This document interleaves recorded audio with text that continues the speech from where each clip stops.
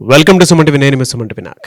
According to Vedic astrology కనుక మనం చూసుకుంటే కెరీర్ ఆస్ట్రాలజీ పరంగా ఉగాది నుంచి అంటే 2025 ఉగాది నుంచి నెక్స్ట్ ఉగాది వరకు వృషభ రాశి వారికి ఎస్పెషల్లీ విమెన్కి ఏ విధంగా ఉండే అవకాశం ఉంటుంది అనేది ఈరోజు మనతో పాటు వేదిక్ ఆస్ట్రాలజర్ ఉమా గారు ఉన్నారు. అది వారి మాటలోనే తెలుసుకుందాం. హలో ఉమా గారు.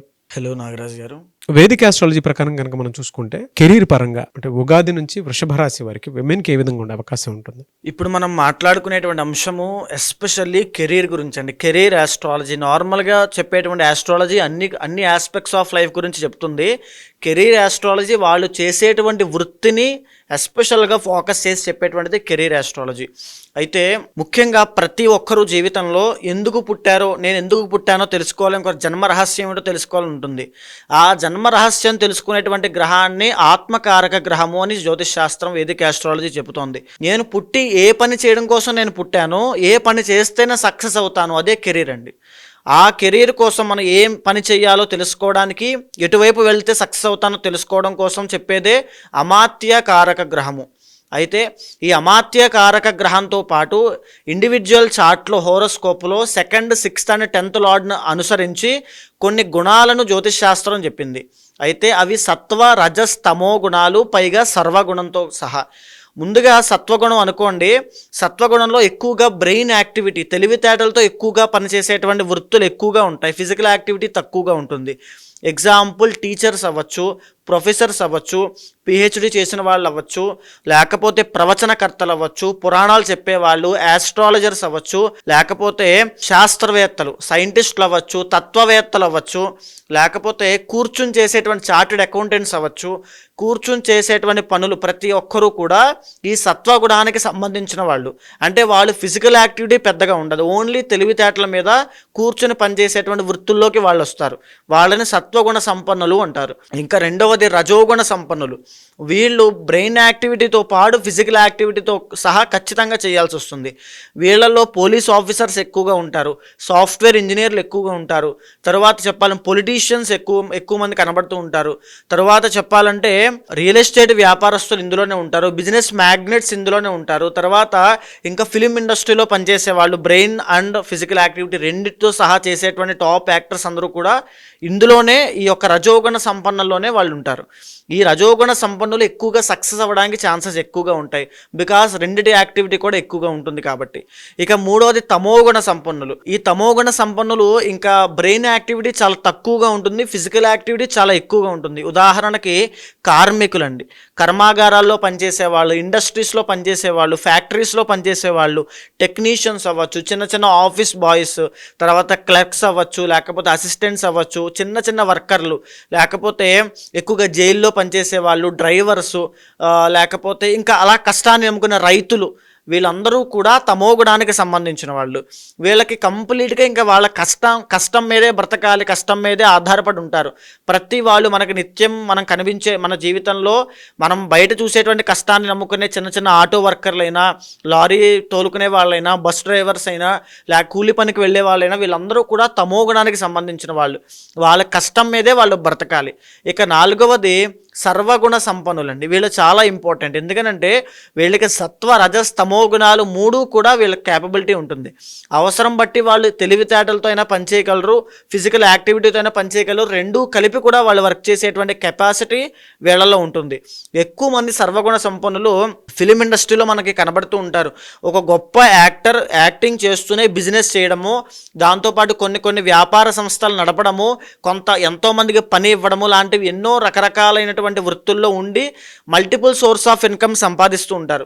వాళ్ళు సర్వగుణ సంపన్నులు. ఉదాహరణకి ఒక జాబ్ చేస్తూ, ఒక బిజినెస్ పెట్టుకుని, ఒక ఇంటి రెంటల్ ద్వారా ఒక చిటీ వ్యాపారం నడుపుతూ, ఇంకొక వ్యాపారము, ఇంకొక సోర్స్ ఆఫ్ ఇన్కమ్, అలా 4-5 పెట్టుకుని నడుపుతున్నారు అనుకోండి తెలివితేటలుగా, వాళ్ళని సర్వగుణ సంపన్నులు అంటారు. సో ఈ రకంగా ఈ యొక్క ఇంటర్నల్ జాతకం ఆధారంగా అమాత్యకారక గ్రహాన్ని బేస్ చేసుకుని 2nd, 6th and 10th lord ద్వారా వాళ్ళ గుణాల బట్టి ఎవరు ఏ వృత్తిలో రాణిస్తారో నిర్దేశించి మనం చెప్పొచ్చు. మరి ఎలా అండి అంటే ఈ 4 గుణాల్లో వీరికి వృషభ రాశి వారికి విమెన్కి ఎక్కువగా ఏ గుణం ఉంటుంది, ఎందులో వాడు రాణిస్తారు? ఈ వృషభ రాశి స్త్రీలు ఈ చెప్పిన 4 గుణాల్లో ఎస్పెషల్లీ సర్వగుణం అండి. అంటే ఎలాంటి పనినైనా చాకచక్యంగా చేయగలిగే వాళ్ళలో వృషభ రాశి వాళ్ళు కూడా ఉంటారు. అయితే వీళ్ళకి అమాత్య కారక గ్రహం ఏమవుతుందో తెలియదు, కానీ ఇంటర్నల్ జాతకంలో వీళ్ళకి డిఫాల్ట్గా ఏదైతే గోచారంలో 2nd and 6th 10th lord వచ్చేసి 2nd లార్డ్ వచ్చి బుధుడు అవుతాడు, 6th లార్డ్ శుక్రుడు, దశమ స్థాన అధిపతి శని అవుతారు.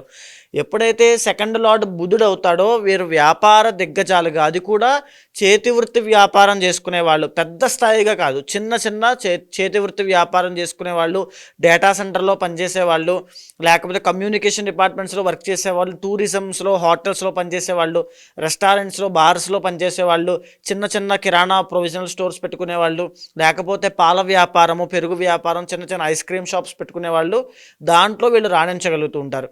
అయితే ఇక 6th లార్డ్ వచ్చి శుక్రుడు అవుతాడు కాబట్టి క్యారెక్టర్ ఆర్టిస్టుల కింద, మోడలింగ్ కింద, ఫ్యాషన్ డిజైనర్స్ కింద, లేకపోతే యాక్టర్ కింద, యాక్ట్రెసెస్ కింద, తర్వాత యాంకర్స్ కింద, బ్యూటీషియన్స్, కాస్మెటిక్ ప్రొడక్ట్స్ తయారు చేసే వాళ్ళ కింద అద్భుతంగా రాణించగలిగే వాళ్ళలో వృషభ రాశి వాళ్ళు ఖచ్చితంగా ఉంటారు.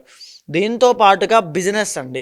ఎప్పుడైతే ఈ సర్వగుణం అనేటువంటి దశమ స్థానంలో ఉన్న శనిని, కుంభ శని బిజినెస్ని ఇస్తాడు ఎప్పుడు కూడా. ఎప్పుడైతే ఆ బిజినెస్ అనేది యాక్టివేట్ అవుతుందో వీళ్ళ జీవితంలో గొప్ప గొప్ప పెద్ద పెద్ద ఇండస్ట్రీస్ పెట్టేవాళ్ళు, వాళ్ళ యొక్క అమాత్య కారక గ్రహం బట్టి ఆధారపడి ఉంటుంది ఎంత బలంగా ఉన్న ఆ విషయం మీద. పెద్ద పెద్ద ఇండస్ట్రీస్ పెట్టడము, ఫ్యాక్టరీస్ స్థాపించడము, లేకపోతే కొత్త కొత్త కార్పొరేషన్ కంపెనీస్ పెట్టడం లాంటివి ఎన్నో పెద్ద స్థాయి వ్యక్తుల్లో వ్యాపారం చేసే వాళ్ళగా ఈ యొక్క వృషభ రాశి వాళ్ళు డివైడ్ కూడా అవుతారు ఖచ్చితంగా. సో మీరు కనుక వృషభ రాశి వాళ్ళు జన్మించుంటే అమ్మ, మీ జాతకం చూసుకోండి. అమాత్య కారక గ్రహం అని ఒకటి ఉంటుంది, మీ జీవితాన్ని నిర్దేశించేటువంటిది. ఆ అమాత్య కారక గ్రహం ఏమిటి, అది ఎంత బలంగా ఉంది, వాటికి సంబంధించిన షడ్బలాలు ఎలా ఉన్నాయి, అష్టక వర్గులు ఎలా ఉన్నాయి, దశాంశ చక్రంలో దశమ స్థానం ఎలా ఉంది, లగ్నం ఎలా ఉందో చూసుకోండి. దీని తరువాత మీది జాతకం చూసిన తర్వాత మీది ఏ గుణమో తెలుస్తుంది. దాని ఆధారంగా కనుక మీరు ఆ వృత్తిలో కనుక దిగగలిగితే, మీకు ఒకవేళ సర్వగుణం ఉండి శని బాగా యోగిస్తూ అమాత్యకారకంగా ఉన్నట్లయితే ఎక్సలెంట్గా మీరు ఏ రిస్క్ అయినా తీసుకోండి, బిజినెస్లో ఎక్సలెంట్గా రాణించగలుగుతారు. ఒక చిన్న పేదరికం కుటుంబంలో పుట్టిన వాళ్ళైనా, లేకపోతే మధ్యతరగతి కుటుంబంలో పుట్టిన వాళ్ళైనా అపర కుబేరులు అవ్వడానికి ఇదే సూత్రము. మీ ఇంటర్నల్ జాతకంలో అమాత్య కారక గ్రహాన్ని అనుసరించి వెళితే ఎక్సలెంట్గా రాణించగలుగుతారండి. అదేవిధంగా 2025వ సంవత్సరము ఇప్పుడు మనం తీసుకుంటే ఈ ఉగాది దగ్గర నుంచి పెను మార్పులు రాబోతున్నాయి. ఈ వృషభ రాశి స్త్రీలకి కెరీర్ పరంగా ఎక్సలెంట్గా వీళ్ళు ముందుకు వెళ్ళబోతున్నారు. అద్భుతమైన అఖండ రాజయోగం అని చెప్పచ్చు. ఎందుకనంటే 11వ స్థానం యాక్టివేట్ అవుతోందండి వీళ్ళకి. దీన్ని షష్టగ్రహ కూటమి మార్చి చిట్ట చివరి మాసం, ఈ మాసంలో పాల్గొన మాసంలో లాస్ట్లో వీళ్ళకి షష్టగ్రహ కూటమి మీనంలో పట్టడము, అది వీళ్ళకి 11వ స్థానం అవ్వడం వల్ల అద్భుతమైన రాజయోగంతో అపారమైన ధన సంపదలతో వీళ్ళు తొలతూగేటువంటి అవకాశాలు కనబడుతున్నాయి. మీరు మీ యొక్క జాతకం ద్వారా అమాత్య కారక గ్రహాన్ని అనుసరించి అదే వృత్తిలో ఉన్నట్లయితే ఎక్సలెంట్ ఫ్యూచర్ అనేది మీకు ఇక్కడి నుంచి స్టార్ట్ అవుతుంది. బంగారు భవిష్యత్తుకి పునాది ఇక్కడే పడుతుంది. ఈ షష్టగ్రహ కూటమి మార్చి 30వ తారీఖున పడుతుంది. ఇక్కడ మొదలైన మీ భవిష్యత్తు తరతరాలుగా వ్యాపిస్తూ ఉంటుంది. కాబట్టి ఇంటర్నల్ జాతకంలో అమాత్య కారక గ్రహాన్ని చూసుకోండి. మీ యొక్క గుణం ద్వారా ఏ గుణానికి సంబంధించిన వారో ఇంటర్నల్ జాతకంలో చూసుకుని, సర్వగుణ సంపన్నులు కాబట్టి మీరు ఫిలిం యాక్టింగ్ లోకి వెళ్ళాలనుకుంటే అమాత్యకారక గ్రహం గురుడు కానీ, రాహు కానీ, శుక్రుడు కానీ అయితే ఎక్సలెంట్గా వెళ్ళిపోతారు. అది చూసుకుని దానికి తగినట్టుగా వెళ్ళండి. ఒకవేళ అమాత్యకారక గ్రహం ఉండి ప్రతి ఒక్కరికి ఏదో ఒక గ్రహం అవుతుందండి అమాత్యకారక గ్రహం, అలానే అందరూ సక్సెస్ఫుల్ అవుతారంటే కాదు. ఆ అమాత్యకారక గ్రహం బలంగా ఉండాలి.